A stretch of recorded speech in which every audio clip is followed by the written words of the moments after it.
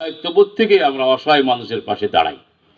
আল্লাহর কাছে দোয়া করি আল্লাহ যেন আমাদের এই সামান্য ত্যাগটুকু কবুল করে। সামনে যদি আল্লাহ আমাদের রাষ্ট্র ক্ষমতায় যাওয়ার তৌফিক দেন বা রাষ্ট্রীয় সম্পদ বিলিবন্টন করার সুযোগ যদি আমাদেরকে আল্লাহ পাক দান করেন, তাহলে আমরা ন্যায় ইনসাফ ভিত্তিতে যারা পাওনাদার সমাজে যথাযথভাবে সেইগুলো পৌঁছে দেওয়ার জন্য আমরা প্রতিশ্রুতিবদ্ধ।